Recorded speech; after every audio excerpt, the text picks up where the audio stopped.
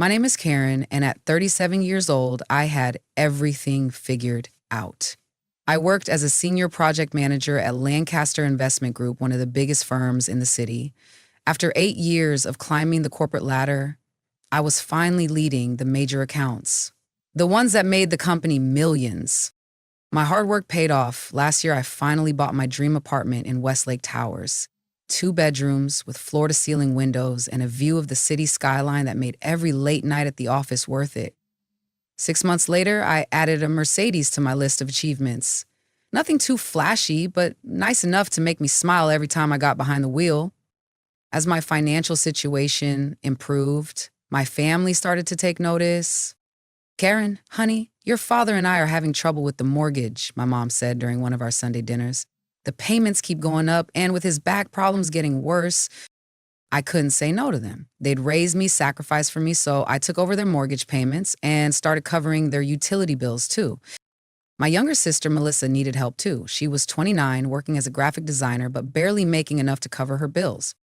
"Sis, I hate to ask," she said during one of our monthly lunch dates, "but Jake and I are struggling with rent. The apartment is perfect for us, but it's more than we can handle right now." So I covered their rent. It was a significant amount each month, but my salary and bonuses made it manageable.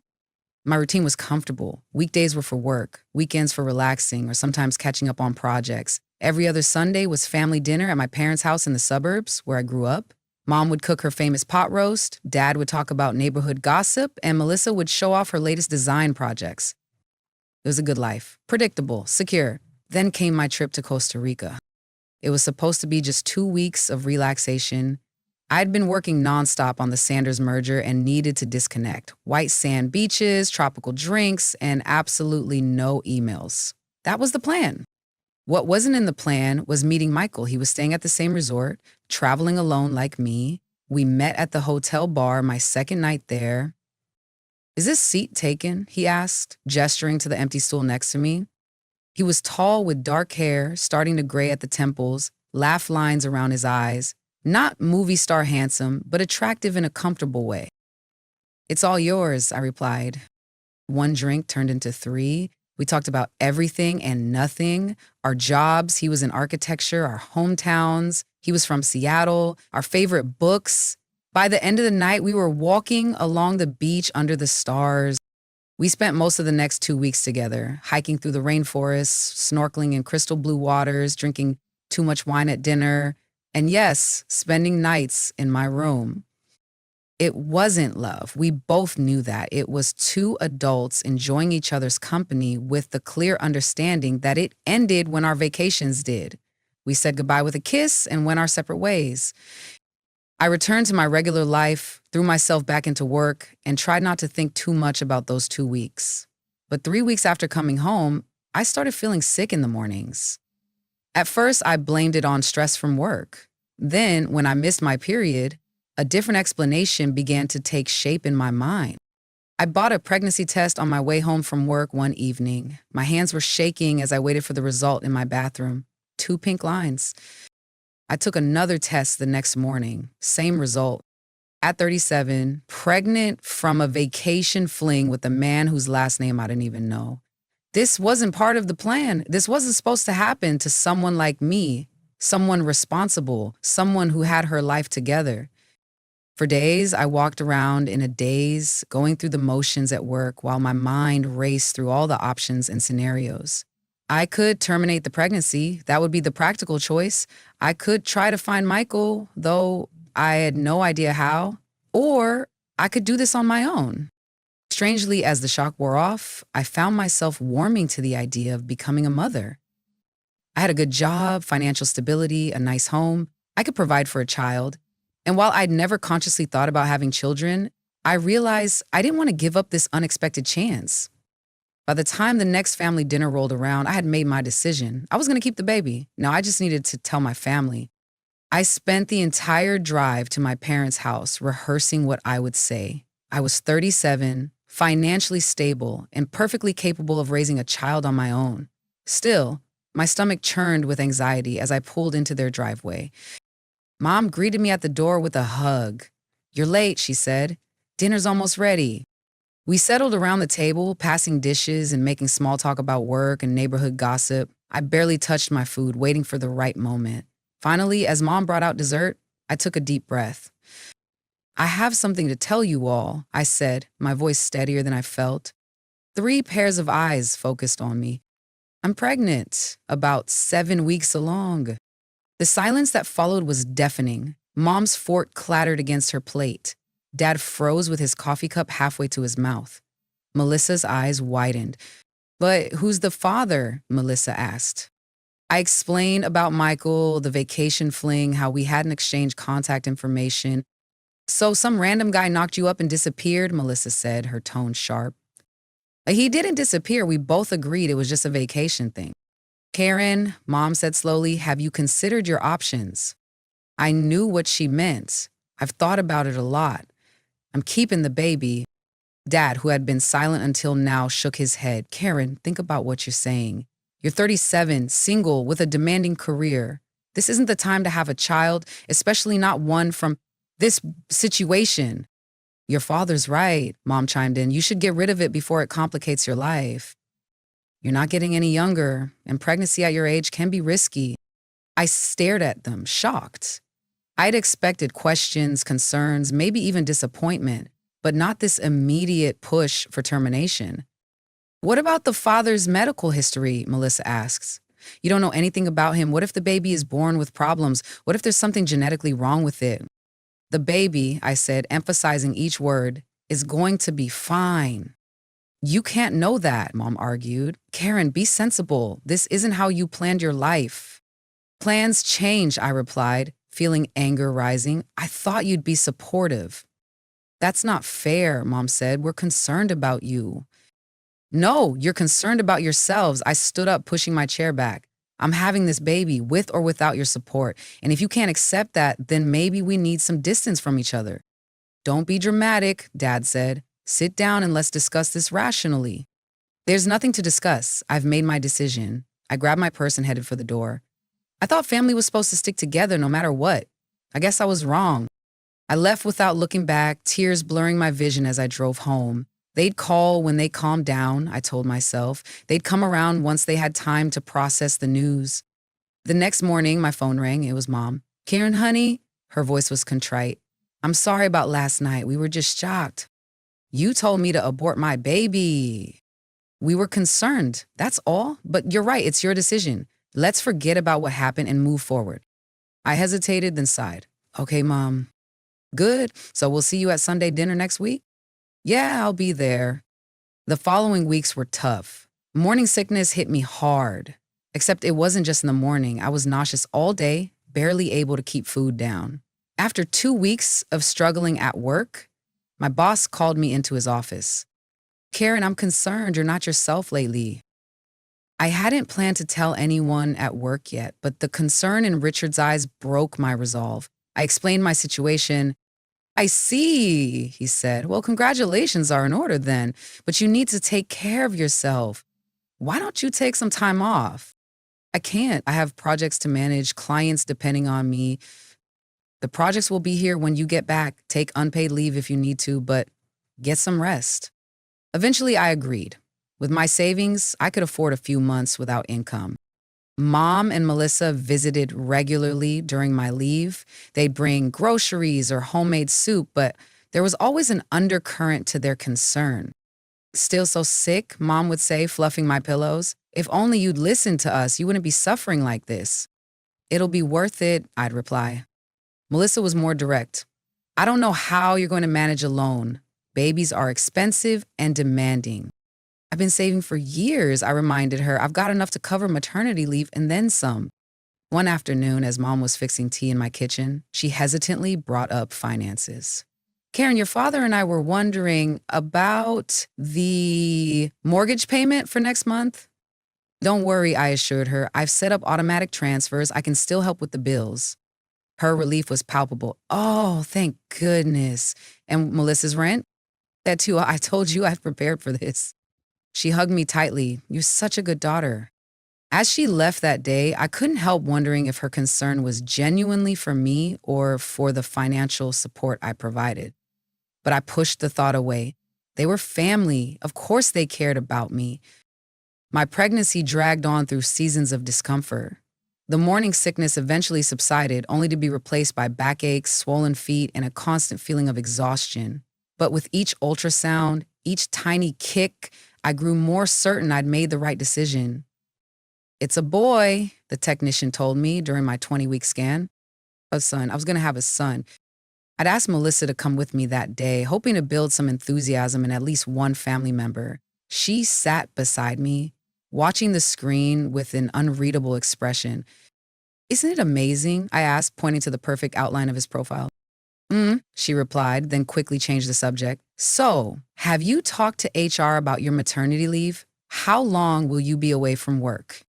The question beneath her question was clear. How long will your income be reduced? "I'll take the standard 12 weeks, but I can work remotely for part of it." I adjusted my shirt over my growing belly. "Don't worry, I'll still be able to help with your rent." She had the decency to look embarrassed. That's not what I meant, but we both knew it was. As my due date approached, I transformed the second bedroom of my apartment into a nursery. Soft blue walls, a white crib, a rocking chair by the window overlooking the city. I'd sit there sometimes, rubbing my belly and talking to my son about the life we'd have together. "It'll be just you and me, buddy," I'd say, "but we'll be okay." My water broke 2 weeks early in the middle of a Tuesday afternoon. I called an Uber to the hospital, then texted my family from the back seat. "Baby coming early," at Memorial Hospital.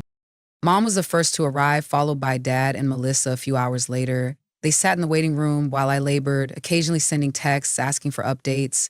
None of them offered to be in the delivery room with me.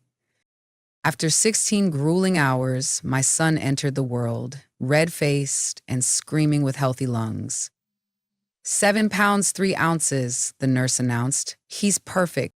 I named him Ethan Michael Mitchell, Michael after his father, though I knew the man would never know he had a son. When my family finally came to see us, their reactions were subdued. Mom held him briefly, commenting that he had my nose. Dad stood at a distance, uncomfortable around the tiny newborn. Melissa took an obligatory picture for Instagram, then complained about the hospital parking fees. They stayed less than 20 minutes before making excuses to leave. As the door closed behind them, I looked down at Ethan's sleeping face and whispered, "We'll show them how amazing you are." The early weeks of motherhood were a blur of sleepless nights, endless diaper changes, and moments of pure terror when I wasn't sure if I was doing anything right. But there were also moments of indescribable joy.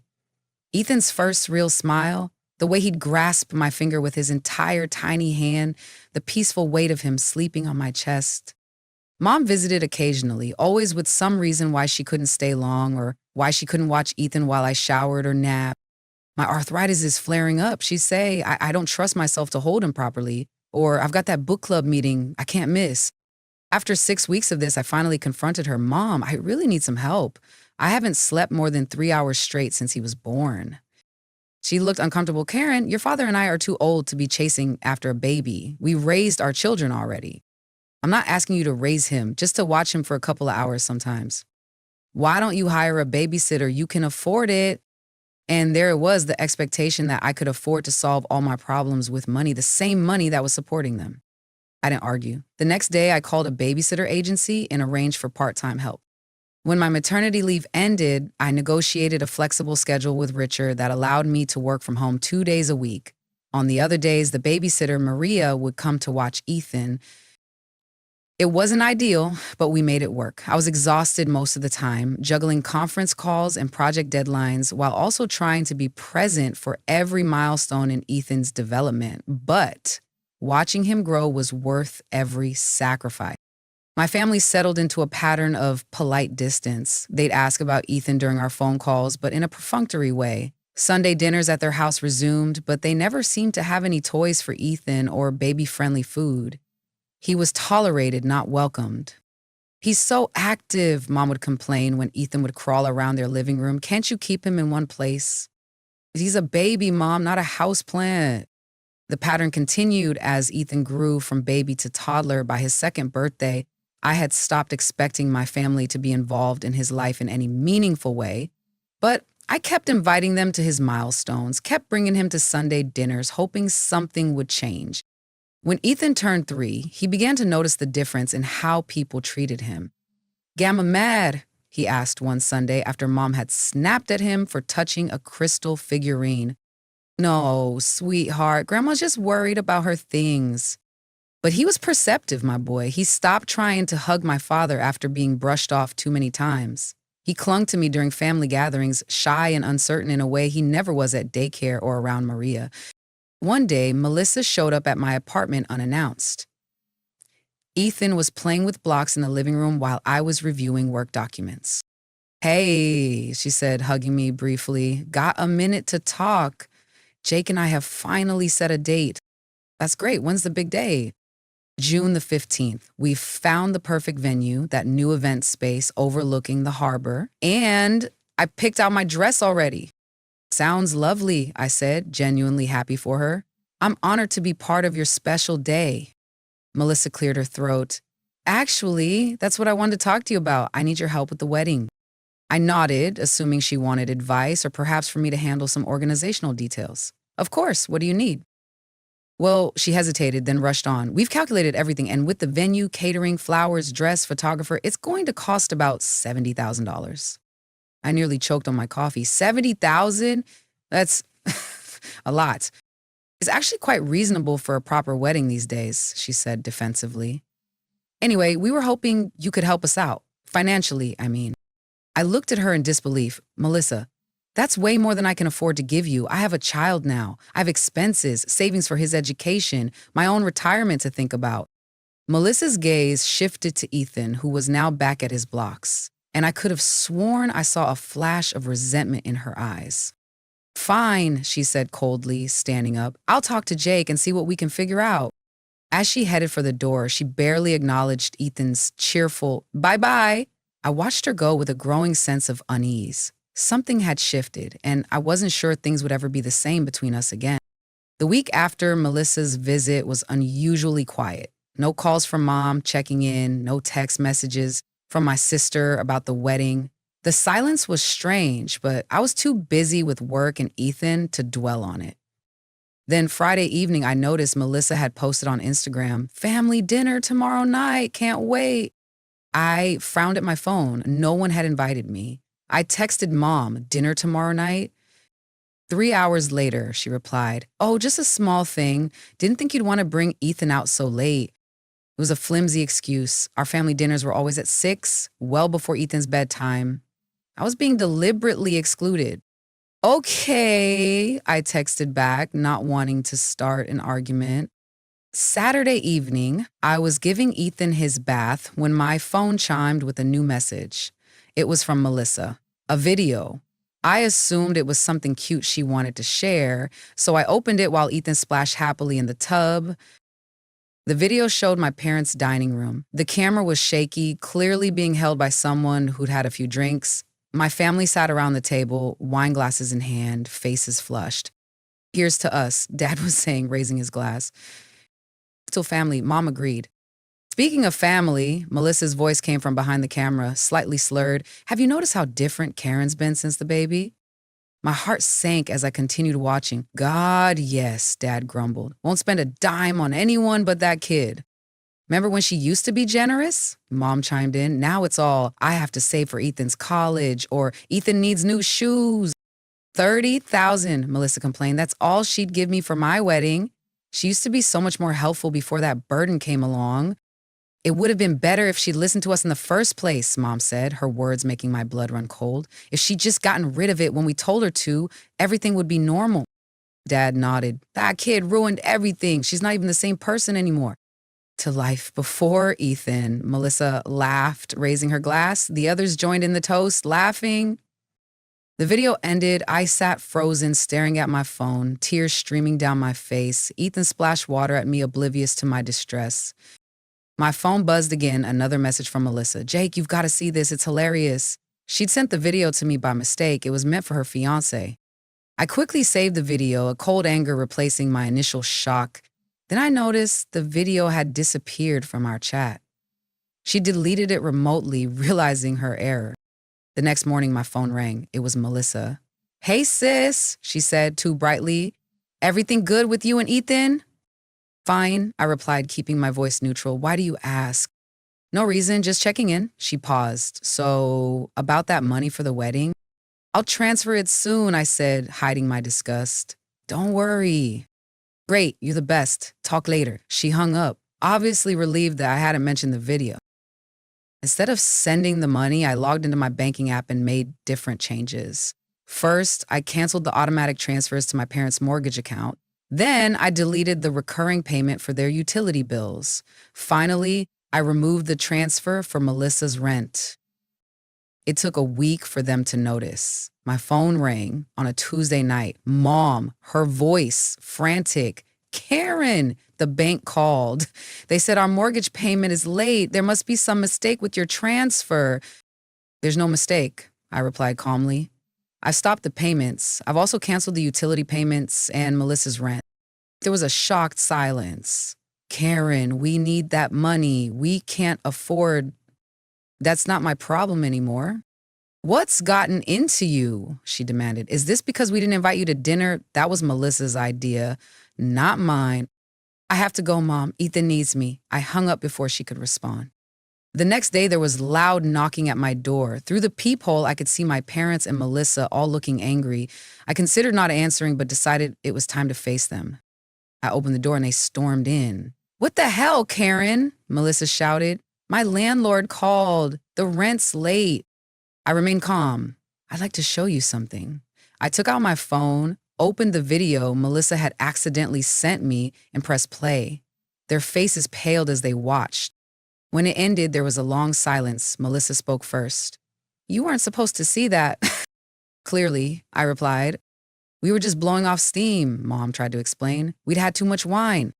You called my son a burden. You said you wish he'd never been born. You called me greedy for not giving you more money. You've changed since you had him, Melissa accused. You used to be so generous, and now everything is about Ethan. Of course it is. He's my child. What about us? Mom cried. We're your family too. You've always helped us before. I did it because I thought that's what family does. But now I see I was wrong. Real family supports each other unconditionally. So you're just going to let us struggle? Dad asked incredulously. You're both healthy enough to work, I pointed out. And Melissa could find a cheaper apartment. You're being cruel, Melissa spat. No, I'm setting boundaries. I won't have Ethan grow up around people who resent his existence. This is about the money, Mom insisted. You're punishing us because we asked for help. I shook my head. This is about respect and love. You've shown neither to my son. Fine, Melissa said, grabbing her purse. Keep your money. But don't expect us to pretend we're one big happy family anymore.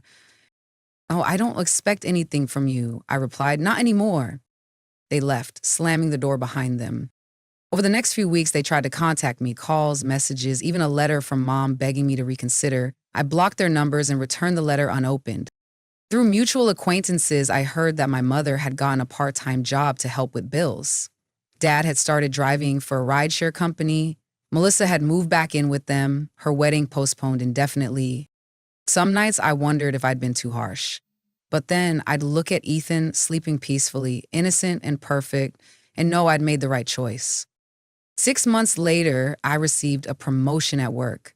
To celebrate, I took Ethan to the park, watching him run and laugh in the sunshine.